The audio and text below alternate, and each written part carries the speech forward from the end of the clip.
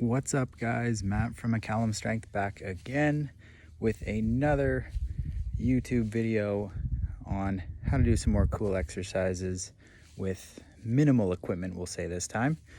The first two episodes that I put out were tailored for literally anyone, whether you have equipment or not, in regards to saving your spine and then building a booty.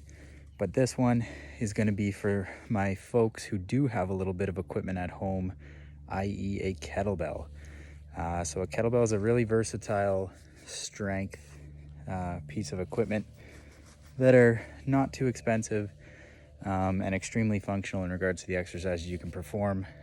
There's a laundry list of exercises that we could be doing with a kettlebell, but I'm just going to go over the five I won't say most basic, I'll say most important videos or exercises that every human being should be able to do and should be doing if they have access to this equipment. So we're going to be covering the kettlebell goblet squat, the kettlebell swing, the kettlebell one-arm row, the kettlebell one-legged Romanian deadlift, and then the spiciest and most complicated one at the end, the kettlebell Turkish Get Up. So yeah, I'm going to run you through these now, and let's have some fun. Okay, first up we have the kettlebell goblet squat. So you will be holding a kettlebell up at your chest. Feet are about shoulder width apart and toes slightly out.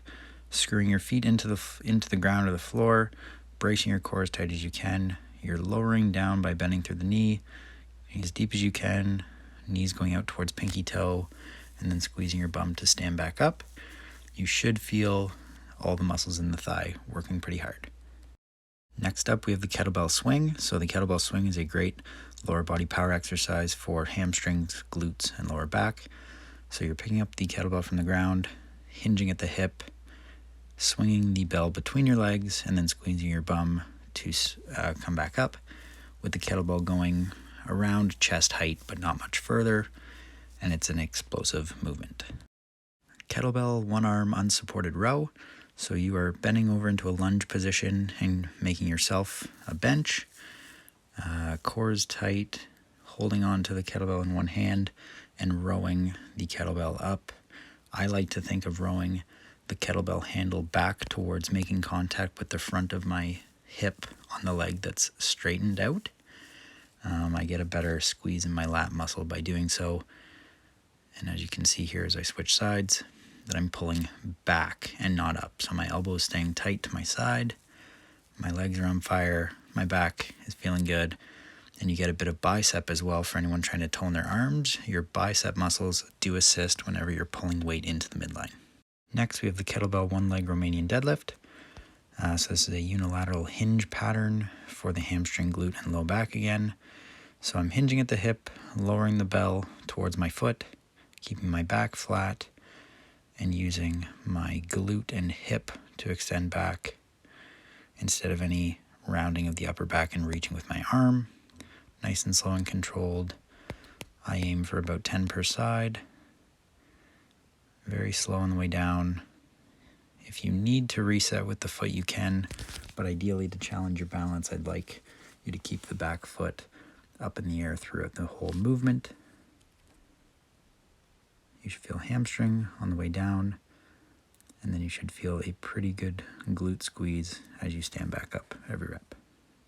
The last exercise is a kettlebell Turkish Get Up. It's probably the most challenging out of all the exercises in this video. There isn't really a muscle that's not working because you're trying to control this kettlebell in one hand while getting up off of the ground.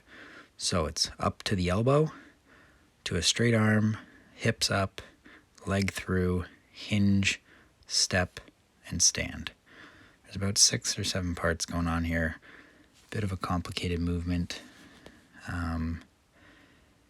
but awesome because you're working through multiple planes of motion in a lot of muscles working at one time. And it doesn't take a lot of reps to get pretty tired from this one. I'm demonstrating 2 reps per side here.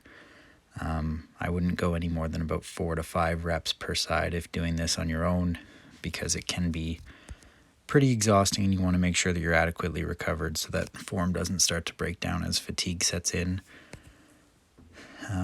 But yeah, just focusing on quality and movement here, and it's a great one. All right, guys, that's everything for today. Like I said, buy a kettlebell. They're really cool, really useful. You can get an awesome full body workout in with just one average size one. Mine was 25 pounds. That's all it takes.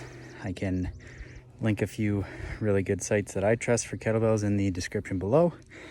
But otherwise, if you have one, go rock this workout. If not, go buy a kettlebell. Let it come in a few days, and then let's get after it. All right, hope everyone enjoyed this. Like, subscribe, share with your friends. You know the drill. And support McCallum Strength wherever you can. Peace out.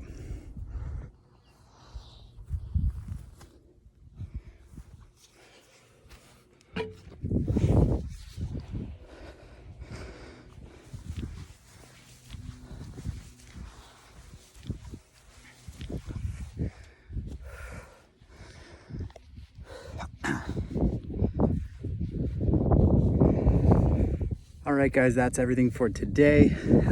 Like I said, buy a kettlebell. They're really cool, really useful. You can get an awesome full body workout in with just one average size one. Mine was 25 pounds. That's all it takes. I can link a few really good sites that I trust for kettlebells in the description below. But otherwise, if you have one, go rock this workout. If not, go buy a kettlebell. Let it come in a few days, and then let's get after it. All right, hope everyone enjoyed this. Like, subscribe, share with your friends. You know the drill. And support McCallum Strength wherever you can. Peace out.